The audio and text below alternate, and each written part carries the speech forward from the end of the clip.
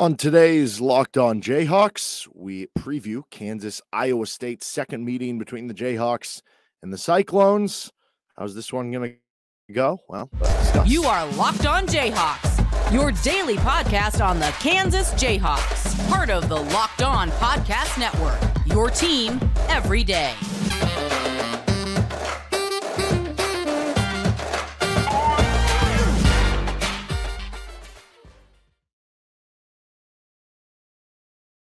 Johnson, you can hear me on Rock Chalk Sports Talk with KLWN Monday through Friday, 3 to 6 on KLWN in Lawrence. Thanks for making Locked On Jayhawks your first listen every day, free and available wherever you get any of your podcasts. And on today's edition of Locked On Jayhawks, we're previewing Kansas versus Iowa State, or I guess it's Kansas at Iowa State in Ames. You have two top 20 teams in the AP poll, two teams who are top 20 in Ken Palm. You have two teams who are up at the top of the Big 12 standings. Kansas won the first meeting. Should be a good go-around here in meeting number 2. But first, this episode of Locked On Jayhawk is brought to you by FanDuel Sportsbook, the official sportsbook of Locked On. Make every moment more. Visit FanDuel.com/LockedOn to get started today. Kansas at Iowa State in Ames. It's an 11 o'clock kickoff or tip-off, so early morning tip-off. You can actually hear pregame starting at 9:30 over on KLWN and 105.9 KISS in Lawrence. And our top storylines headed into the game between Kansas and Iowa State. It's the crowded top of the Big 12. So right now, Texas sits in first all by themselves. They're 7-2 in Big 12 play. Then you have the cluster of teams behind them. By my calculation, there's 6 teams competing for the Big 12 title right now. Baylor is certainly in the toughest position at the moment. They're 5-4, but it's still only 2 games back with more than, a handful of games to go, with double the schedule to go. We're right at the halfway point. And then you have the 4 teams sitting 1 game behind Texas, Kansas State, Kansas, Iowa State, and then TCU, who's kind of lurking there and has really gotten hot here of late. So you have 2 teams tied for second. And for Texas, they have a tough game. They're at Kansas State. Kansas State beat Texas down in Austin earlier this season. That was kind of a wake-up call for how good this Kansas State team was going to be. We'll see if Texas wins or lose that game. But if Texas wins that game, it really puts a lot of pressure on this game. And obviously, we won't know the score because this is the early game between Kansas and Iowa State. But, retroactively, it would put a lot of pressure on somebody to win this game because if Texas beats Kansas State in Manhattan, the loser of this game now drops to 2 games behind Texas with 8 to go. Again, not overcomable, if that's not a word, but whatever. But basically, if you win this game, you keep pace. And now, if Texas loses at Kansas State, then you get into a gigantic mess up at the top because at that point, Kansas State would be tied with Texas. Winner of this game would be tied with Texas. And we'll wait and see what happens with TCU over the weekend, too. But 2 teams tied for the top of the Big 12, and that has repercussions for Big 12 title race. It has repercussions for possible Big 12 seeding in the Big 12 tournament, as possible NCAA tournament repercussions with 2 teams fighting for higher seeding there. Number 2 on the big storylines is, can Kansas sweep Iowa State? You won the first meeting against them in Lawrence, and last season was similar to this season. You win both games in Lawrence in very close games. I think 63-60 was the score this year. I think last year was 62-61. Very low scoring games that were similar, came down to kind of, an unsung hero hitting a late shot for you. Last year it was Dajuan Harris. This year it was KJ Adams. And then last season you went to Ames on a weeknight. You were without Ochai Agbaji, who had COVID, so he missed the game. And it was like, oh no, how are they going to win this game? I think they won 70-61 in Ames. Joe Yesufu had a nice performance, playing more minutes because Ochai Agbaji wasn't able to play. We'll see if Joe can, have a similar performance in Ames, or if the bench can, to what they did last game against Kansas State. And if they can get another sweep, this one just as important as any sweep would be, just because you are trying to kind of keep tight in that Big 12 title race, and Iowa State is certainly a part of it as well. For Iowa State, their storyline right now is kind of trying to bounce back. They have lost 4 of their last 6 games since they started 4-0 in Big 12 play, and then they suffered that first loss to Kansas. But recently in their last 2 games too, they've lost both. They had a 17-point loss to Missouri. And yes, Caleb Grail was out for that game. Like, he's been battling through some injury stuff and they just figured, well, this doesn't mean anything for the Big 12 for title race. Like, he played the game before through the injury against Kansas State. Like, we'll just sit him out. But they still lost by 17. Even if Caleb Grill plays, I don't know if you win that game. Then you have an overtime loss at Texas Tech, a game that you blew, that you probably didn't really have any business losing. So they're trying to get back on the right track above everything else. But we're going to see this for all the Big 12 teams. We just saw it for Kansas losing 3 straight. We saw it for Baylor at the start of Big 12 play, losing 3 straight. The Big 12, the schedule is so difficult that if you even have one little thing go wrong, you even have one little bad stretch of play, you're going to get punished for it in the loss column. You're not just going to have a stretch where you go, oh man, maybe we went 2-2 instead of going 3-1 or 4. Now go 0-4 in those games. And we're seeing that the last couple games, maybe for Iowa State, just kind of a tough schedule, but we'll see if they can bounce back. For Kansas, they're looking to kind of stay on a roll after getting off of their bounce back. Injury concerns is certainly a top storyline headed into this game too. I talked about Caleb Grill. He's been battling injuries, really important piece for Iowa State with his ability to stretch the floor, shoot the basketball. And for an Iowa State team that is so good defensively, Gabe Kalscheur has been unbelievable in Big 12 play. Jaron Holmes is a solid player for them that can get some tough buckets. But what really takes them over the top is when Caleb Grill is hitting shots. So he's been battling through injuries. That's tough for them. For Kansas, they're certainly battling the injury bug too.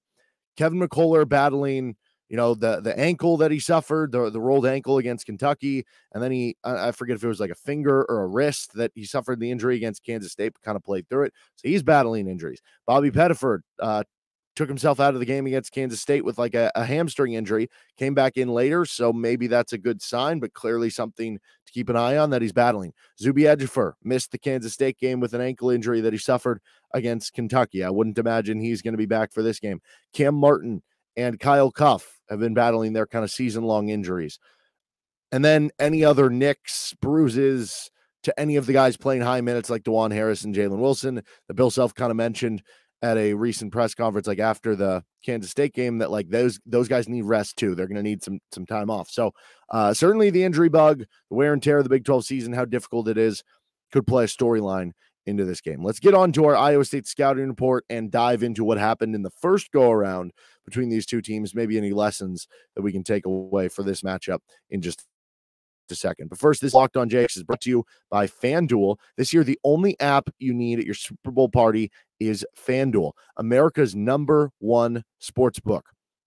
We're really excited about our new sports betting partner for Locked On because they are the #1 sports book in America with FanDuel. And if you're new, that's even better. They have so many great features that make betting on sports fun and super easy. Download FanDuel now so you can bet Super Bowl 57 with a no-sweat first bet. You get up to $3,000 back in bonus bets if your first bet doesn't win. They let you bet on everything from money line to point spreads to who's going to score a touchdown.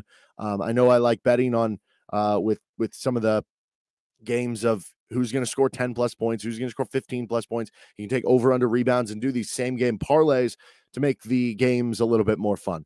The Sportsbook app from FanDuel is safe, secure, and super easy. Best of all, you get paid instantly with your winnings. So join FanDuel today at lockedon.com, FanDuel.com/lockedon. That's FanDuel.com/lockedon to claim your no sweat first bet on Super Bowl 57. That's FanDuel.com/lockedon. Make every moment more. FanDuel, official sportsbook partner of the NFL.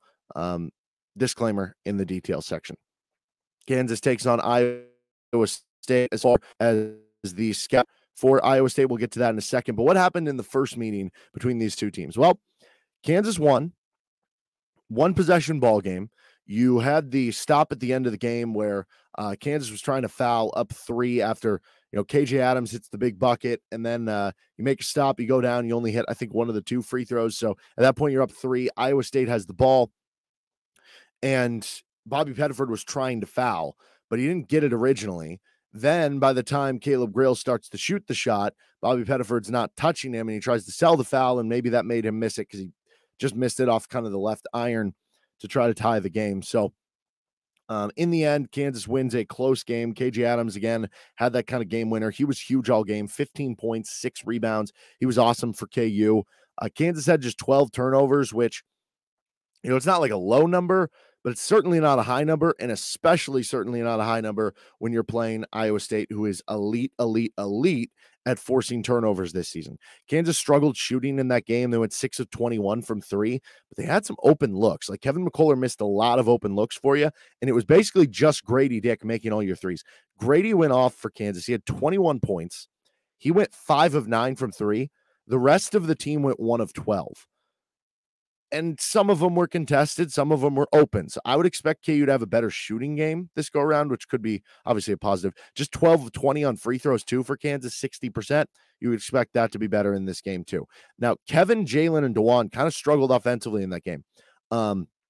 24 points combined. Most of those are from Jalen. 8 of 24 from the floor between those three. Dajuan did have a good enough impact in other ways in the game.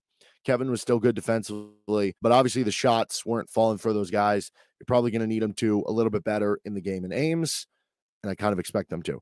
You had just 2 bench points. They were from Zach Clements. Got to get more than that in this game. You had 19 against Kansas State, your most in a Big 12 game. We'll see how much that carries over. Also, something to note from that game, Iowa State's been a good offensive rebounding team. They dominated the offensive glass early. I think at one point it was like 10-0 in offensive rebounds. KU ended up tightening it up and made some key offensive rebounds late in the game in the final few minutes to get them extra possessions and to get some key buckets. Iowa State, I think, still ended up winning the offensive rebound battle like 13-6, but Iowa State still ended up having an advantage there. And Osun Oseni had 14 points, 6 rebounds in just 19 minutes of play. He was really good on the offensive end for Iowa State. Gabe Kalscheur went off, as he kind of has all Big 12 play. He had 23 points, but nobody else for Iowa State besides Kalscheur and Oseni had more than 7 points for the Cyclones. So it's pretty good defense around that for KU. As far as what they are, Iowa State comes in at 15-6. They're ranked 18th on KenPom on the season. They're 6-3 in Big 12 play. I mentioned some of their recent struggles, but right before that, they had beaten Kansas State 80-76 at home. So very good win right before that. They're 64th on offense. They're 11th on defense. They play at a slow tempo.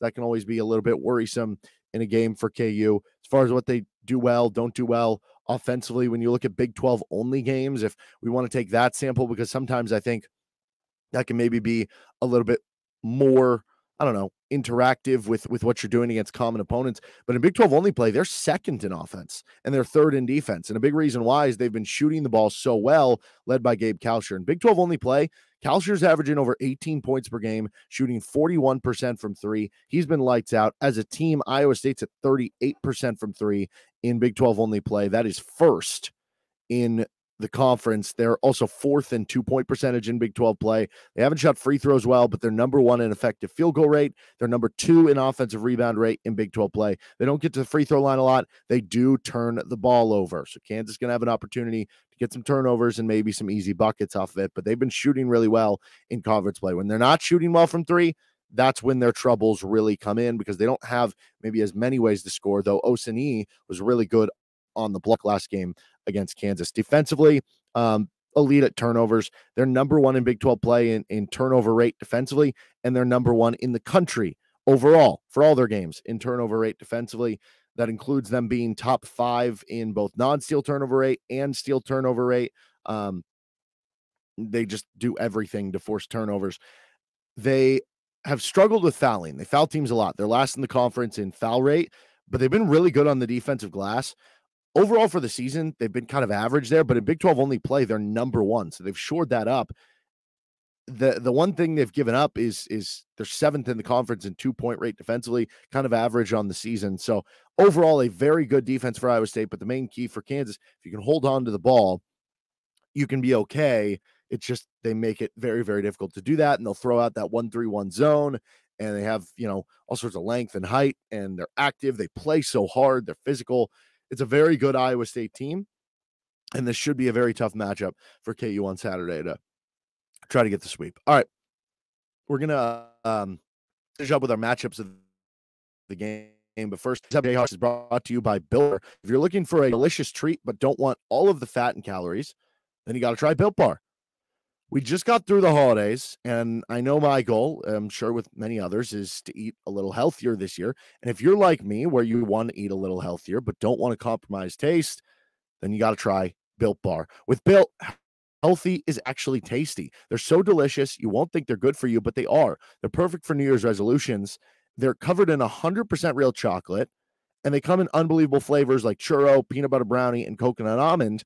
But back to the healthy part, they have amazing macros, and they're only 130 calories with 4 grams and a whopping 17 grams. So they're good for you too. And now you don't need to wait around. For years, been talking about you can order them at built.com. And to be clear, you can order them at built.com whenever you want, but you can also go into the store, go to Walmart or Sam's Club, and find your Built bars today. You can get a 4-bar box at Walmart, got cookies and cream, double chocolate, coconut puffs, or you can go to Sam's Club, get a 13-bar box, with 8 flavors like brownie batter, churro, later with Built Bar. Finishing things up with our matchups of the game here. By the way, I am going to be out of town on Monday, so I won't have a reaction show up for Iowa State. I am going to pre-record a preview for the Texas game that's going to come out on Sunday. So I won't know the result of the Iowa State game. We won't be able to factor that in, but it'll at least give you a little bit of a preview of that Texas game. And then on Tuesday, we'll recap both Iowa State and Texas moving ahead. Maybe we'll split it up into 2 episodes. Maybe we'll do it all into one. I don't know. But just keep an eye for that, and that would be why there won't be an episode out on Monday. So matchups of the game for Iowa State. Number 1, Dajuan Harris versus the Iowa State pressure. Kansas had just 12 turnovers against Iowa State. That's a really good number against a team who is number 1 in the country in forcing turnovers. Dajuan didn't score in the first meeting with Iowa State. He was just 0 for 2. He didn't really even try to score that often. But it was still a great game for him. Like, we put him in our good goats after that game. The reason why, he had 6 assists. He had just 2 turnovers against that number 1 turnover defense. And he just all game long helped KU stay calm. He helped them stay collected, and he helped them avoid that giant turnover game. When Dajuan's on the floor, you just feel like you're always going to be in the right situation. And when you're going up against a team like Iowa State, you really need him to be that guy. And he was in that game, and he converted all his energy to playing defense and to, facilitating, getting them right, their spots, avoiding that huge turnover game. And that was important for KU, and they were able to win because of it.